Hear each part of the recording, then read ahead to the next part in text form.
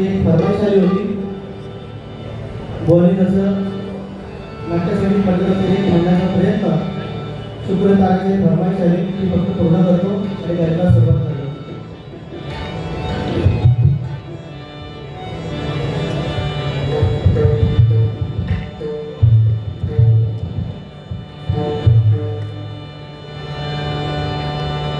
बोलणी बरोबर चांगले विषय मांडले, पण हा गजर आहे. गजराच्या माध्यमातून बोलणी सांगितले की एकमेकाला बोलायचं नाहीये. आपण आपल्याला सगळ्या गोष्टी माहिती आहेत की आपण काय करतो किंवा काय नाही.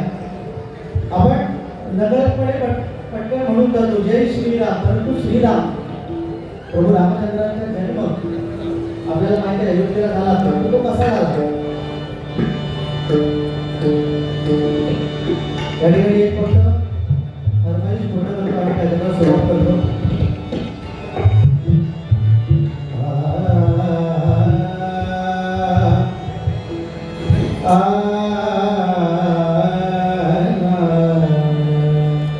त्याचप्रमाणे या ठिकाणी सन्माननीय शहरी सावंत, सन्माननीय माननीय साळवी, सन्माननीय आमचे मार्गदर्शक आनंदजी मिस्त्री, त्याचप्रमाणे सन्माननीय आमचे मार्गदर्शक दत्ता गोसावी देखील या ठिकाणी उपस्थित सर्वांचे आभार मानतो.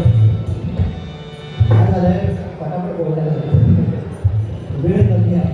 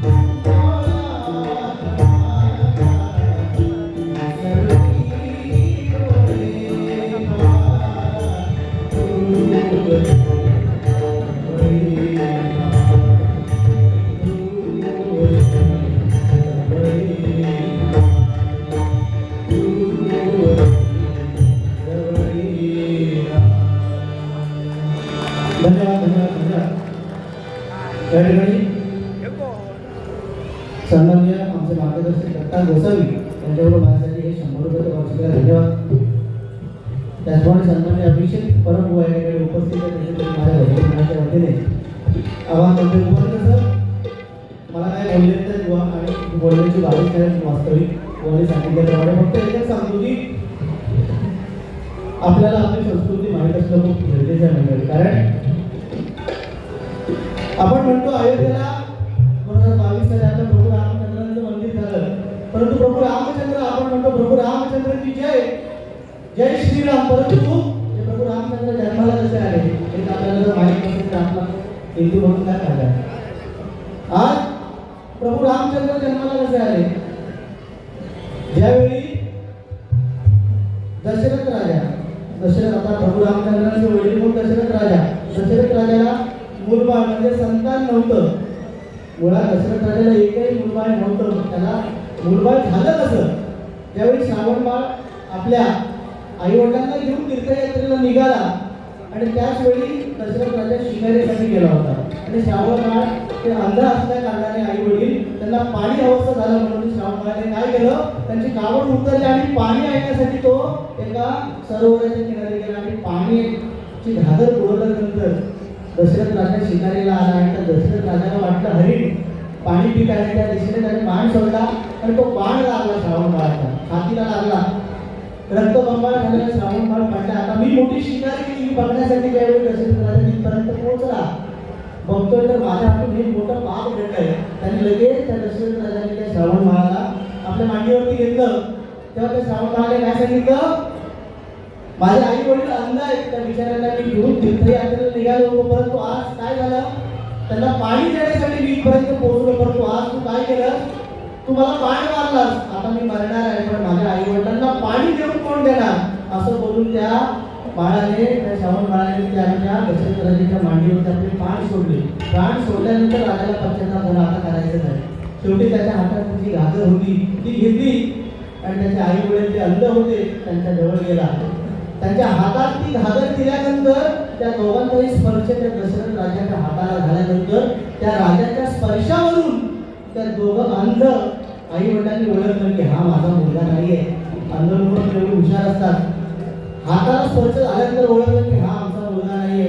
लगेच ताबडतोब विचारलं की अरे तू आहेस पण आमचा मुलगा कुठे आहे? तेव्हा त्या राजाने काय सांगितलं?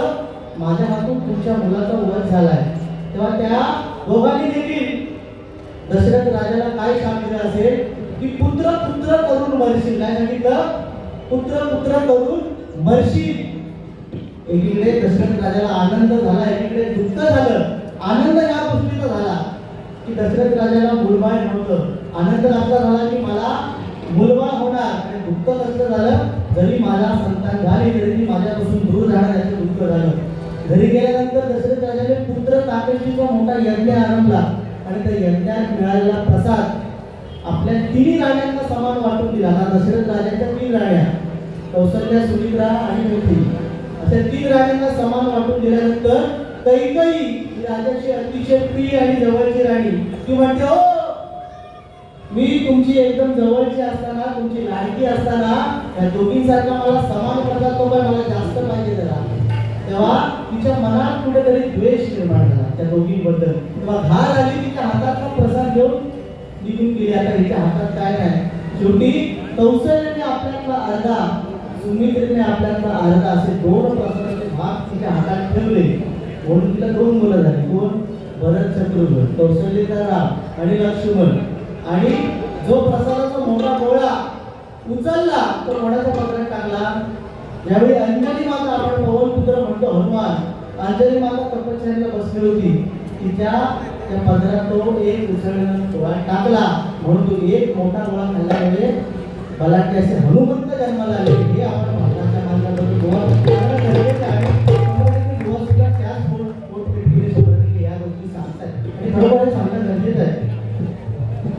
या ठिकाणी सन्मानित प्रल्हाद मात्रेच्या घरच्याकडून हे 5,000 रुपयाचं पारितोषिक धन्यवाद. त्याच्या जोरदार टाळ्या. नाही ना, आज आम्ही खूप वाईट बोललो तरी पण बक्षीस आहे ना आम्हाला, काय वाईट बोलायची गरज आहे. त्याचप्रमाणे या ठिकाणी भजन स्वानंद परिवार काय ना त्यांच्याकडून 101 रुपयाचं बक्षीस धन्यवाद त्याच्याकडून स्वीकारतो आणि त्याला आपला धन्यवाद देतो. तर त्याचप्रमाणे सन्माननीय कुंटे पाहुणे यांच्याकडून देखील माझ्यासाठी 101 रुपयाचं बक्षीस धन्यवाद माझ्याकडून स्वीकारतो आणि त्याला लागला धन्यवाद देतो. धन्यवाद. तसंच इथे बक्षीस आहे डॉक्टर सर्वेश सावंत उपाध्यक्ष पक्षी मंडळ